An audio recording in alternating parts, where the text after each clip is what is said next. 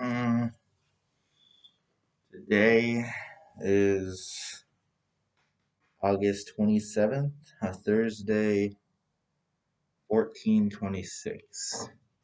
I think I've been here 3 days now, I think.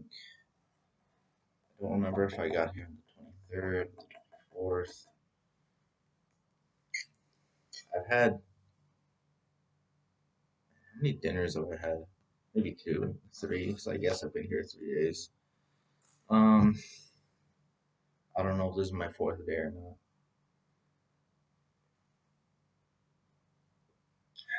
It's okay. I haven't had Wi-Fi for like the last day and a half. So literally the last thing I told my wife, or you in this case, since you're probably listening, uh, it's because sorry. It's because I'm recording fucking video diaries at the same time that I'm like making the videos for this channel. So sometimes I forget that I'm talking directly to someone as opposed to like third person.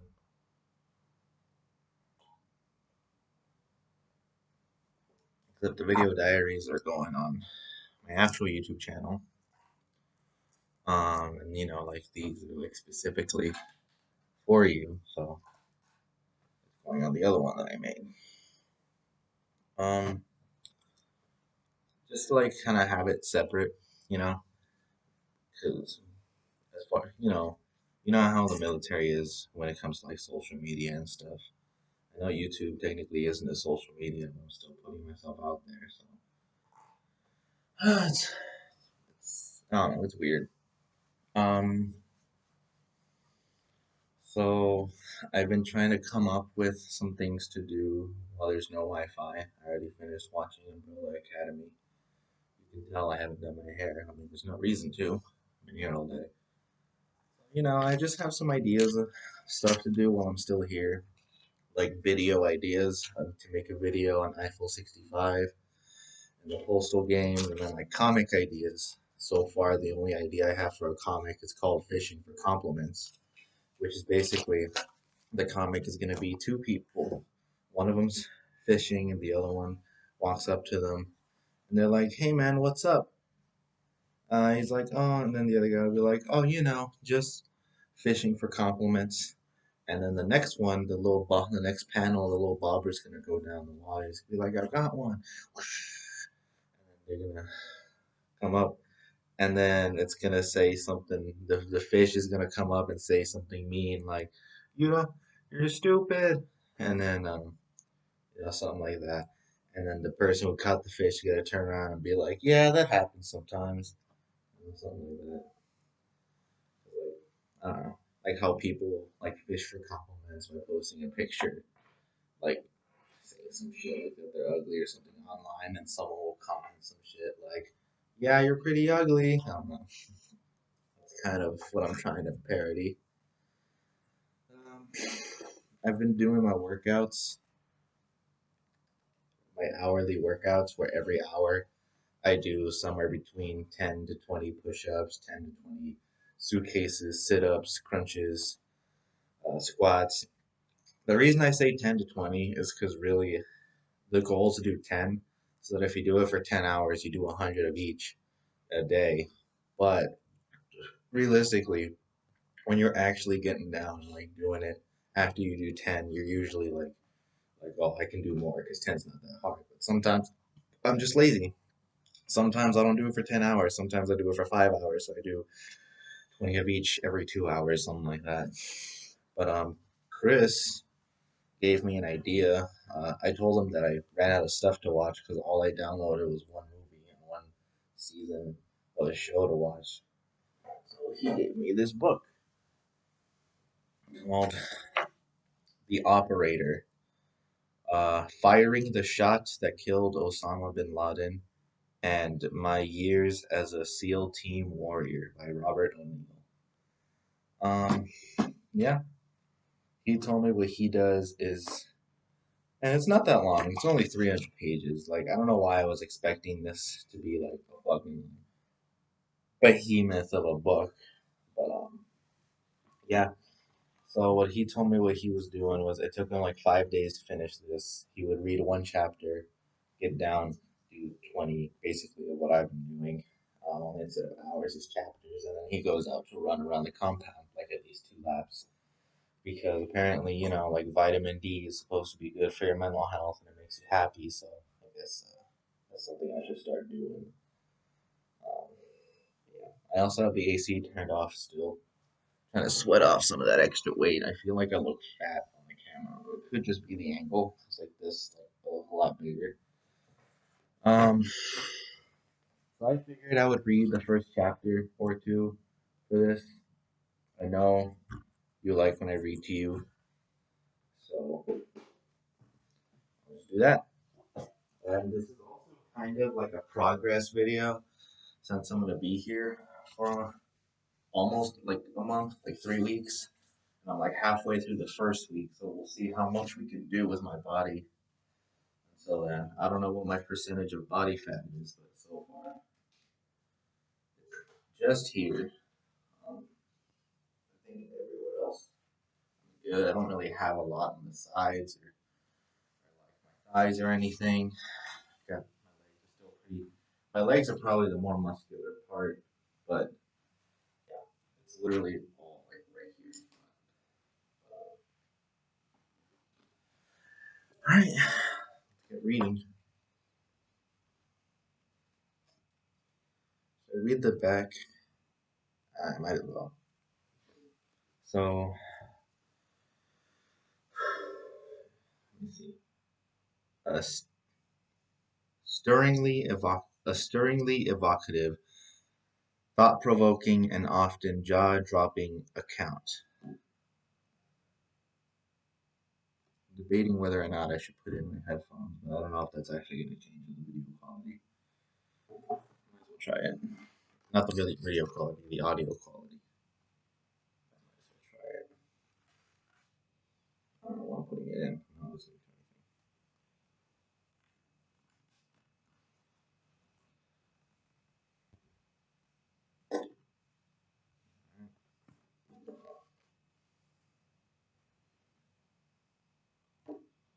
I'm just gonna stop this video there. Start reading on the next one. Like I'm literally gonna upload right now. Just to check to see if this even like if I should even bother with this. If the audio quality works. Bye. I love you. Okay, so it I guess it does do something. The microphone having it here, like it actually does record it from right here. It is kind of shitty though. I feel like I have to like talk louder than I normally would. Um, I don't know. I miss having my microphone and my stand and everything and being able to like have it hovering in front of my face. But I mean, I'm in quarantine right now, so really, what am I gonna do? It's not like I thought to bring a microphone with me to boot camp. Um, well, yeah, let's just get reading, and then I'll do my workout after the first chapter. If I feel like doing the second chapter, I will. They're pretty short. I mean, the chapter's like 14, 15 pages. All right. A stirringly evocative, thought-provoking, and often jaw-dropping account. The operator ranges across SEAL Team Operator Robert O'Neill's awe-inspiring 400-mission career. Wow. Which included his involvement in attempts to rescue lone survivor Marcus Luttrell and abducted by Somali pirates Captain Richard Phillips, and culminated in those famous 3 shots that dispatched the world's most wanted terrorist, Osama bin Laden. In this instant New York Times bestseller, O'Neill describes his idyllic childhood in Butte, Montana. His impulsive decision to join the SEALs and the arduous gauntlet he had to run the quality for the SEALs' most elite unit, with which he would spend more than a decade in the most intense counter-terror effort in U.S. history. For extended periods, not a night passed without him and his small team recording multiple enemy kills. And though he was lucky enough to survive, several of the SEALs he trained with and fought besides never made it home. The operator describes the nonstop action of O'Neill's deployments in Afghanistan, evokes the black humor of years long combat, brings to vivid life the lethal efficiency of the military's most selective units, and reveals first hand details of the most celebrated terrorist takedown in history.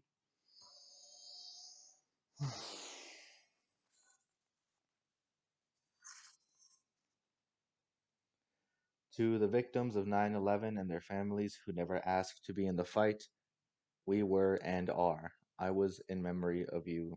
Wait, it was in memory of you that I fought.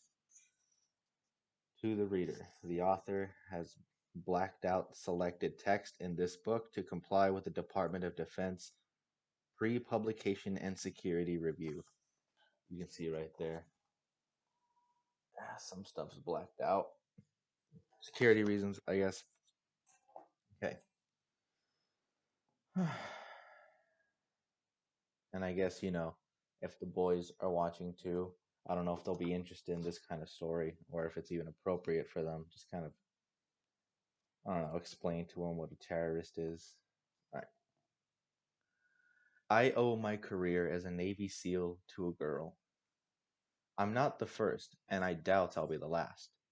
She was younger than I was, a brunette with the face of a supermodel, great dance moves, and a key to my heart, and a quick sense of humor. Wow, that's just like my wife. The first time I tried to kiss her, I closed my eyes too soon and I heard her say, what are you doing? I'm gonna kiss you. Not before you ask me out, you're not, she said. Will you go out with me tomorrow then? Pick me up at 7 o'clock, she said, then gave me a better kiss than I deserved and went home. The next evening, I picked her up at 7 a.m. Or would it be 700? No, it's 7 sharp, whatever. It's not military time. It's just like regular. It just doesn't say AM or PM, but it's gotta be PM. The next evening, I picked her up at 7 sharp, and big spender that I was, drove her to Taco Bell. She ate a large order of nachos Bel Grande and 3 soft tacos Supreme. God, why is this just like you? I mean, that's not really what you get, but fuck. Of course it has to be Taco Bell. Gorgeous girl, perfect figure, and the appetite of a lumberjack. I knew nothing about life, but I thought I was in love. How old is this dude? Doesn't say when he was born or anything. Or when I graduated high school in Butte, Montana, the same school my grandfather and father had graduated from and enrolled at Montana Tech, the local college, this girl was still a junior.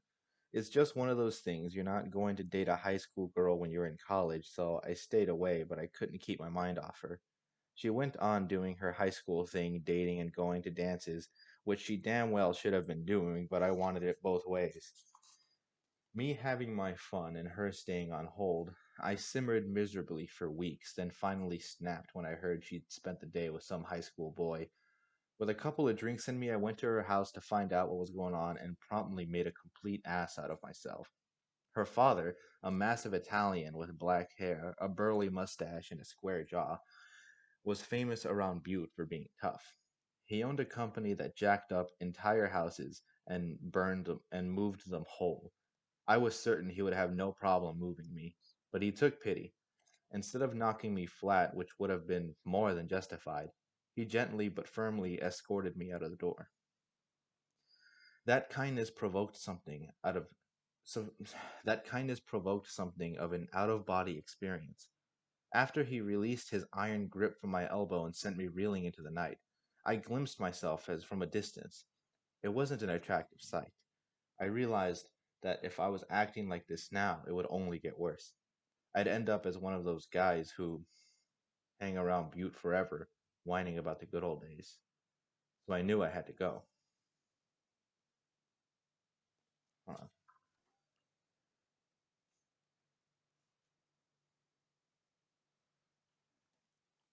Okay, where was I? I lost my place.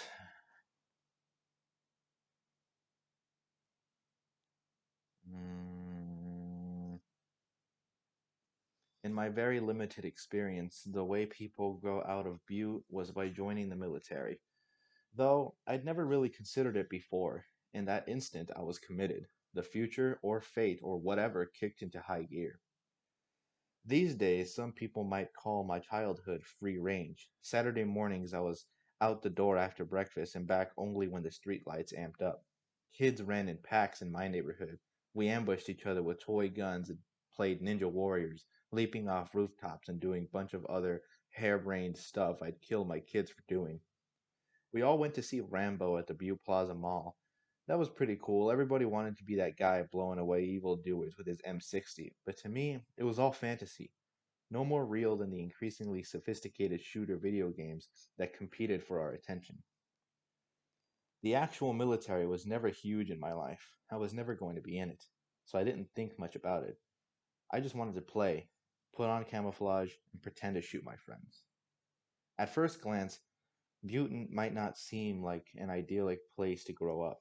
It's a mining town whose best years were in the early 20th century, when every bullet and every rifle sent over there during World War I was made of copper, most of it mined in Butte. The population hit a peak of 100,000 in 1920, and by the time I came along, it had dipped to about two-thirds. The residential areas mingled with pit mines, and the entire town was built on a plateau next to the biggest pit of all, Berkeley Pit, an immense, defunct, open pit copper mine, a mile wide and a third of a mile deep. Between the time it opened in 1955 and its closure on Earth Day 1982, a billion tons of ore and waste rock had been wrenched out of its depths. When the sump pump shut off for the last time, groundwater began a slow rise, leaching acids and heavy metals from the gaping wound in the earth. The water that filled the pit was toxic enough to kill any geese that possessed the poor judgment to splash down there. Eventually, the Berkeley Pit was declared the largest Superfund toxic waste site in the country. But I was more focused on other features of Butte, specifically metal hoops that hung 10 feet above the gymnast floors, and the deer, elk, and antelope that sprinted through the wild Rockies, which rose up like a frozen tsunami on the other side of town. My dad, the son of a miner, was a stockbroker, and my mom was a math teacher. I took her class 3 times in 7th and 8th grades, and again in high school. My parents divorced when I was 6 or 7. To me, having two parents who lived apart seemed almost natural. I don't remember their living together. My dad was always close by and around whenever we needed him, but the usual setup was to go with him every other weekend. That was fine with my siblings and me. All of our friends were near my mom's house, and we liked to have weekends to play outside. Kick the can, war, ninjas, or climbing and roof jumping. We all played together except the climbing and jumping. Chris, my elder sister, wanted none of that. But I could force my sister Kelly, younger than me by 3 years, to come along. She desperately wanted to fit in, so up we went on the roof and off we jumped. These days, I'd give my son an earful if he pulled that shit. But being a kid, I didn't think about the risk. It was fun. Kelly was my best friend for years. I even made her sign a contract binding her being my teammate for two-on-two football on the church lawn. She was a damn good receiver and one hell of an athlete all throughout college. My older brother, Tom, was a complete dick up until he was in high school. Then some switch flipped and he became awesome. Or maybe I just stopped being so annoying. Whatever. Some magic happened and he became the funniest person I knew. And all state and cross country. He taught himself guitar and his first band was called the Fake IDs. That's how young they were. He still plays and has his own morning show on a local radio station. Chris was always the most level headed of us, but my mom will disagree. Maybe they were too much alike and sometimes sparks flew. Chris was always tolerant of me, easy to talk to, and the best laugher I've ever known. She was meticulous, got straight A's forever, and was gentle. When she wasn't kicking my ass when she wasn't kicking my ass, which she could do up to my junior year in high school, possibly longer. My mom and dad maintained a cooperative, cordial relationship throughout my childhood. If they had any big problems with each other, they never let my siblings or me see it. The split living was actually good for my parents. My mom worked at the junior high, which was next to the high school, so she could get us to school and home. She loved being a mom, but she got every other weekend off to go out in town with her crazy, fun, and hot friends, Lynn and Sue. I remember them sitting at my mom's kitchen table, sipping daiquiris and talking about what went down Saturday night. It was too much for my tender junior high ears. I was in the next room and I had to low crawl my ass out to the front door because I couldn't take it. My first mission, we love. Oh, my first mission, like which was crawling out the door. It's funny. We loved hanging out with my dad on those alternate weekends. He was a total bachelor, but we didn't realize it. We should have guessed because our first stop on Friday was always to the Butries, a local grocery store. We needed food because he had none. He went out for most meals, so we'd go down every other aisle and grab stuff we needed, going heavy on the junk food and making sure to grab ingredients for Dad's famous breakfast. His scrambled eggs were and still are incredible. Cheese, mayo, butter, basil, and some secret stuff. One time we forgot milk, so he added amaretto coffee mate. Don't try it. We'd always end the weekend at Grandpa Tom's and Grandma Audrey's. She cooked like a champ. Everything you can imagine, and this is where I learned my dad's trick: Potato Mountain and Gravy Lake. As I was growing into adolescence, my dad and I developed an unusual father son relationship, becoming more like best friends. It began when my mom moved us from up on the hill, where all my neighborhood buddies lived, to a place down. No, it began from when my mom moved us from up the hill, where all my neighborhood buddies lived, to a place downtown, not far from Berkeley Pit, where I didn't know anybody. I was looking for something to replace all the ninja hijinks with my friends when I saw a video. Michael Jordan's first Come Fly With Me. I was instantly captivated. It begins with Jordan all alone, shooting baskets in a completely empty gym. His voiceover says, I can never stop working on it. Each day I feel I have to improve. And then, of course, there are endless scenes of Air Jordan defying gravity, cutting through defenders as if there's no more substantial than the atmosphere itself. I was awed, inspired. I wasn't the biggest kid or the best looking or the smartest or most athletic, but something inside me connected with that obsessive drive to keep striving. Looking back, I guess I had that all along. My favorite subject was English, and my favorite book was The Old Man and the Sea. I liked the way Santiago, the old fisherman, is drawn into a titanic battle of wills with a huge fish. His hands are shredded by the fishing line. He's so hungry. He's eating slices of raw bait. He hasn't slept. His muscles are cramping there in his crappy little boat, but he'll die before he quits. That attitude appealed to me. Um, I wasn't going to hook any giant marlins in Butte, Montana, but I could aspire to be like Mike. There was a school right next to my new house, Greeley Elementary, with an outdoor basketball hoop. So I asked my mom to get me a basketball, and she did. I would go over there every day and play by myself, hours at a time, just seeing how many free throws in a row I can make, working on my jump shot, driving left, driving right. My dad, who was about 40 then, had played some at the University of Montana. He was a damn good basketball player. He found out what I was doing and he said, Hey, do you want to start playing? We played at sports club in downtown Butte. I'd still shoot by myself at the elementary school, and then he'd pick me up and we'd hit the club. I was spending 4 hours a day, 7 days a week with the basketball in or flying out of my hands. When I made the school team, I practiced with my teammates during the season, and then it ended. Oh, and when it ended, Dad's and my private season court. Wait, what? Oh, Dad's and my private season began. Dad picked me up after school and took me to the indoor court. We'd practice 2 or 3 hours, dribbling, layup drills, one on one, wildly ro- wildly raucous pickup games. He tried to teach me everything he'd learned. Head fakes, little tricks he'd picked up on how to beat your man. When we are finally exhausted, my dad would say, We can't leave until one of us sinks 20 free throws in a row. He would feed me, I'd get pissed if he made me move my feet even an inch off the line, and I'd shoot till I missed. Then he'd take over. The first time it took over 20 minutes for one of us to make 20 in a row. Then we went out for a steak dinner to celebrate. The next day, my dad said, "We can leave when one of us gets 20, but we need 25 for the steak." Once we hit 25, it went up to 30, then 35, 40. We got to where we had to make 70 free throws in a row for a dinner, and we almost always did it. I think my dad's record was 90 in a row. Mine is still 105. We were making a lot of free throws.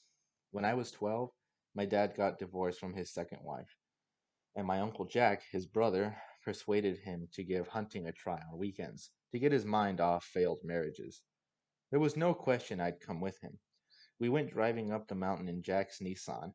We didn't know what we were doing at first. There are vast plains up there with magnificent animals sprinting all over at warp speed. Antelope are pretty much the fastest animal in North America.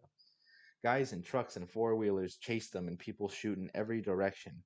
If I were to see it today from the perspective of a range officer, a naval special warfare development group, I'd recognize how insanely unsafe it is. But it was thrilling, and eventually we got good at it. Climbing on foot to a place no trucks could go, and a place where we knew the animals would retreat at the end of the night. You take up a position out of the wind and let them come to you. Take them by surprise. The animals expect to be chased, not ambushed. My first kill was a mule deer, a big buck. I remember driving up these terrible dirt roads in the dark, climbing the edge of a valley as far as we could.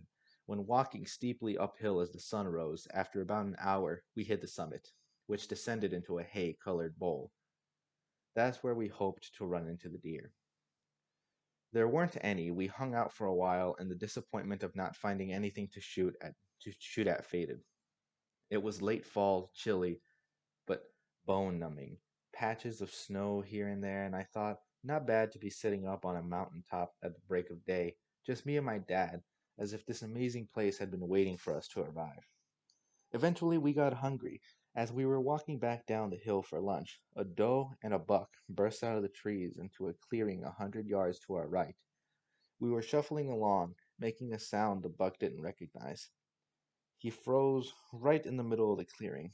My dad was in front of me, right in the line of fire. He dropped to the ground and said, "Take it."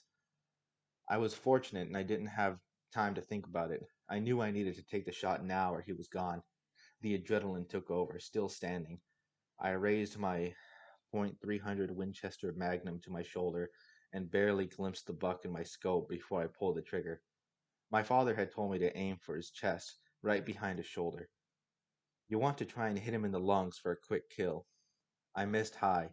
A lucky shot. The bullet severed his spine. That worked. The buck dropped right where he stood. We approached carefully. These big bucks can play dead. You don't want them to hop up and trample you. I stuck out my foot and gave him a nudge. The flesh of his haunch quivered, but otherwise he stayed put.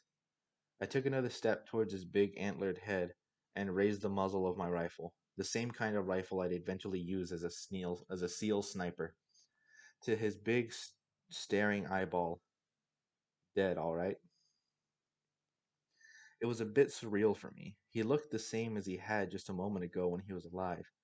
Pretty colors and noble antlers, but he was dead, and I'd killed him. I felt a tug of remorse. He was a beautiful animal, gone now, thanks to me. But I was also proud. This was Montana. Deer were for shooting. Everybody did it. Now I was part of the club.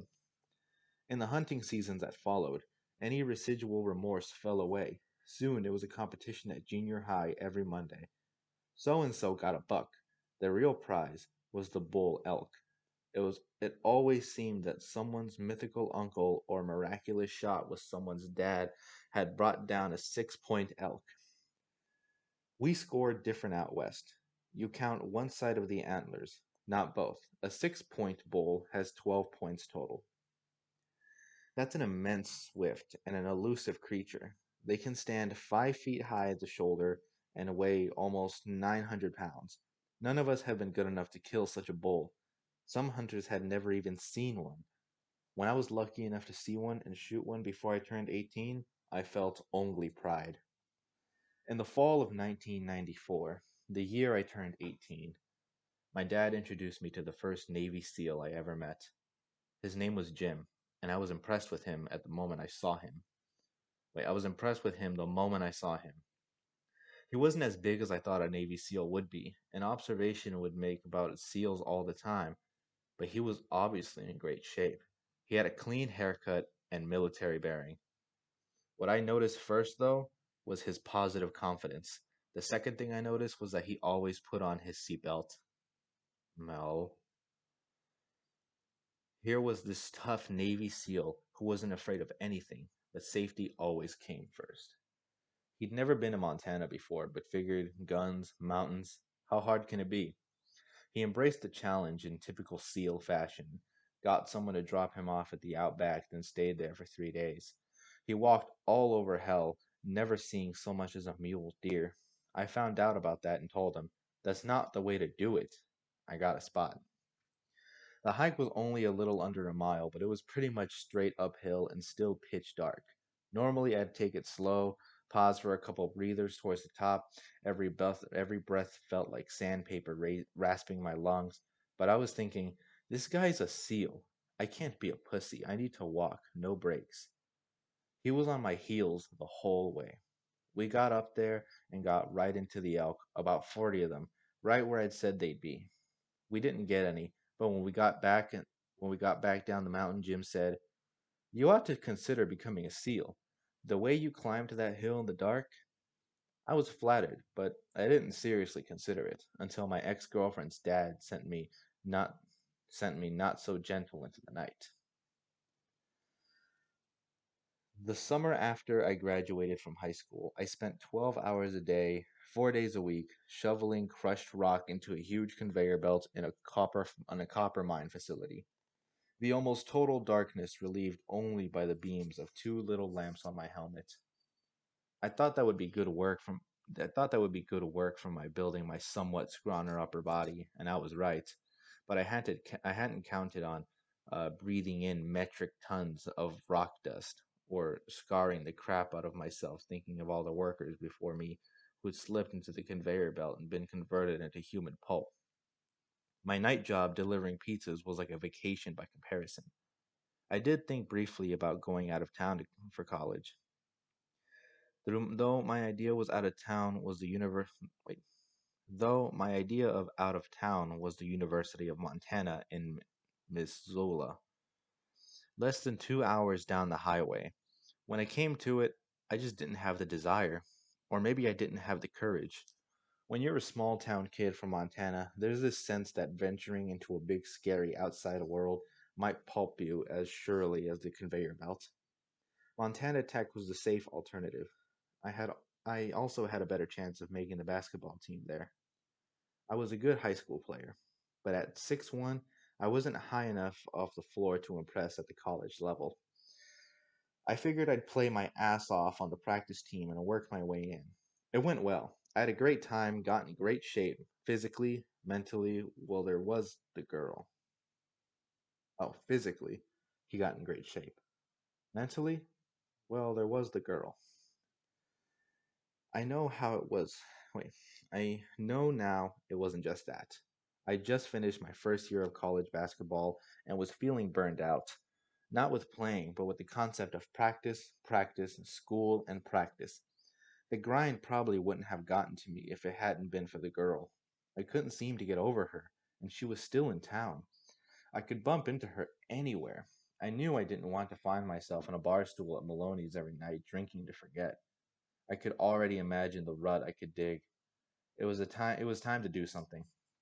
My first thought was of Ben and Jim, two somewhat older guys I'd known my entire life. They'd joined the Marines and gone to boot camp together when I was still in high school. Um, Coming home on leave, they they were confidence radiating supernovas, showing off spit shined boots and uniforms so crisp the creases could slice cheese. I remember thinking these guys could kick anybody's ass in town. I wanted to be just like that. I didn't even think about the possibility of combat, much less getting killed. As a freshman in high school, I saw guys who'd graduated and joined the military come back to say goodbye and to their teachers before going off to fight in Desert Storm. As a 14-year-old, I didn't know any better, so I thought the war would be a high casualty conflict like Vietnam and they'd all die. Then I watched the war on CNN. Piece of cake. Besides, as I weighed the idea of signing up, we weren't at war, and there wasn't one looming.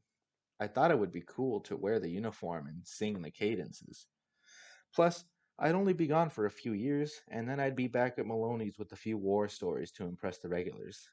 One day, in April 1995, I went to the Marine recruitment office, but the recruiter wasn't there. I remembered a funny line my Marine friend told me. The Marine Corps is actually part of the Department of the Navy, the men's department, which is why I thought of walking into the Navy office. I reasoned that if anyone would know where this missing Marine was, this Navy recruiter would. He was nothing special physically, but he was very clever. Had it been years later, I would have recognized why immediately. He was wearing khakis and had anchors on his collar. He was a Navy chief.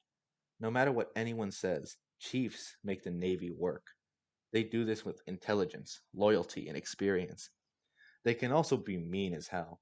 This chief had quotas to fill, and that is not an easy task in Butte, Montana, especially when your office is right next to the Marines. He looked me over skeptically and said, "Why do you want to be a Marine?" I said, "Because Marines have the biggest snipers in the world. I want to be a sniper because I grew up hunting." He just nodded and said, "Look no further. We have snipers in the Navy. All you need to do is become a Navy SEAL." I didn't even know how to swim, but the way I thought about it was, hey, I'm kind of naive. I'm kind of naive, but this guy's a professional recruiter. Why is he going to lie to me? And it wasn't a lie. Exactly, just a rather large omission. A kid off a Hicktown street had about the same chance of making it as a SEAL as this recruiter had of becoming an admiral. So in almost complete ignorance, I signed on the dotted line. It was a it was a deferred enrollment, which meant that I had 6 months before I went to boot camp, which was a good thing. I could keep myself alive in the water, but not swim. I'd never attempted a pull up. I've never attempted a pull up. A brochure that had been thoughtfully provided in the recruitment's paperwork revealed that to even qualify for a SEAL tryout, you had to be able to do a minimum of 8 pull ups. Well, that's not bad at all. I thought it was less. I mean, I thought it would be way more, like 50. My PFT for boot camp, we had to do like 50 push-ups, uh, like almost 50 sit-ups, and run a mile and a half in 12 minutes. And that's for my age of 22. It's a little bit more strict for people who are like 18 to 21. Um,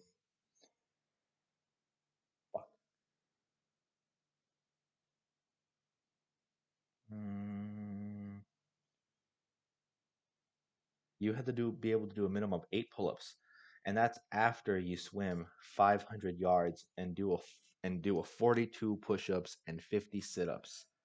And before you run, oh, so it's 42 push-ups, 50 sit-ups, which that's actually what I had to meet to pass boot camp. And then you do the swim, the pull-ups, and then you run. Yeah, that's insane. Um, right then, I decided to quit my job shoveling crushed rocks and devote myself full time to getting in shape for the SEAL screening test. I'd been shoveling that rock for months, building my strength. How hard could this be? Full of can do fervor, I ran down to a park near my mom's house at a rusted old pull up bar to see how many pull ups beyond the 8 minimum I could do. I sprang easily from the dirt depression beneath, grabbed the pull up bar with confidence, and heaved. One! Gravity rudely yanked my arms back to full extension. It took all my will to keep my grip on the bar from releasing. My brain frantically signaled my biceps to fire and pull me back up. My biceps replied, "Fuck you." Words formed so clearly in my head that I may have said them out loud. Oh my god, these are hard. I need to get better at pull ups. Still, my optimism wasn't entirely crushed. Yet. Next, I went up to the college pool. Fortunately, I still had my student ID. I figured I'd start with a quick 1,000 meters, which is 40 lengths of the pool. By the end of the second length of my arms ached and my legs felt like they were about to cramp. I could barely lift myself out of the pool. Okay, I was pathetic, but I wasn't defeated. Um, every day I worked at getting better. One day at the pool, I was lucky enough to run into a friend from high school who was getting ready to swim at Notre Dame for 4 years. When he saw me struggling through the water, he said, "What are you doing in here?" "I just joined the Navy," I said. "I'm going to SEAL school. You know they swim like a mile a day there." He looked at me. Oh, that's him saying it. "You know they swim like a mile a day there." He looked at me and shook his head. "Dude, you have no idea what you're getting into. There's 1,000% chance you're not going to make it. Get back into the pool." He showed me some basic swimming techniques and I worked hard to master them. My stepfather built me a pull up bar in the basement of my mom's house. I would go down there and cue up Guns N' Roses, Use Your Illusion 1 and 2, crank the volume to liquefy, then just do pull up after pull up. I didn't realize how appropriate that title was until later. Um, but I was definitely using my illusion, and I could become a SEAL to motivate myself. I began to understand something important. If you want to get better at pull ups, do more pull ups. That's it. That's what I did. One thing I had going for me was that I'd always been a good runner. I had a route that I ran, a straight shot down the street from my mom's house, past my best friend's house and my cousin's house to a stoplight that was exactly a mile away. I always wanted to run it in no more than 6 minutes. At the light, I'd take a 30-second breather and then run back. 6 minutes. That's not bad. I think I can run a mile in like 8 to 9 minutes. That's better than me. Um, every single morning, 7 days a week, I'd get up and go down to the pool and swim for a few hours, come home and chill out and eat breakfast, knock out pull ups, go for a run. For 6 months, this was my full time job. At night, I delivered pizzas. I was really enjoying myself and I got a lot stronger. On Sunday, January 28th, 1996, I arrived at the Butte Military Enlist- Enlistment Processing Center, MEPS. He arrived at MEPS uh, to, to officially join up. There was a problem. It had been some time since I'd signed my papers to enlist, and I'd nearly forgotten that in the initial flurry of paperwork, I'd elected to tell the U.S. Navy that I'd experimented with marijuana. It's true that I only tried it a handful of times, and to be honest, I didn't even like it. But man, did they make me feel like a sinner who needed to repent. If the me from today could give that me from 19 years ago advice, it would be relax, kid. It's been about a year since you tried it. You're good. Tell them nothing. It's going to save us all a bunch of time and nonsense. Yeah, it was the same thing when I went. Pee in the cup, sign the fucking papers, and let's get on with the adventure. But I hadn't been given that advice, so I found myself having a long and painful conversation with a man identified as the commander, promising that I would cut out my liver and eat it raw before I ever smoked the devil weed again. I'm sure he had better things to do too than talk to some 18-year-old punk from Butte, like go and smoke a bowl of his own anyway, like go and smoke a bowl of his own. Anyway, we both got through the day and I was allowed to join this man's navy. I still have a picture of me swearing to defend this nation's honor against all enemy, foreign and domestic. I was wearing a red t-shirt, very classy for an official event. For some reason, the Navy had booked me a hotel room near the MEP Center. They were going to drive me to the airport the next day. Oh wow, that's really similar to fucking how we did it. Alright. Ugh, man, that shit sucked, dude. Going from leaving my family, going straight from the hotel to MEPS to the airport. That shit actually fucking sucked. Like it was a long day. Not nearly as long as the trips I take now. Like that 4 day trip to Bahrain fucking killed me. Um where was I? Oh yeah. They were going to drive me to the airport the next day, possibly. They wanted to keep an eye on me, make sure I wasn't going to get cold feet. It was the first time I'd ever been in a hotel room by myself. I was sitting alone in this tiny bleak little room, my duffel bag tossed across the bed, thinking, why would I stay here my last night in town when I can just go down to my mom's house? So that night, with my family and my best friends beside me, I watched the Steelers lose to the Cowboys in Super Bowl 15. The next morning, the entire crew came out to Butte's Burt Mooney Airport to wave me off. I was relieved to discover another recruit on the same flight, a fellow by the name of Tracy Longmire. He'd played football at the same college where I'd played basketball, and he was one of those badasses who played both offense and defense. He looked the part too, big and mean, looking with a bald head and piercing eyes. But he was far from mean. He was calm, reassuring presence from the moment I saw him.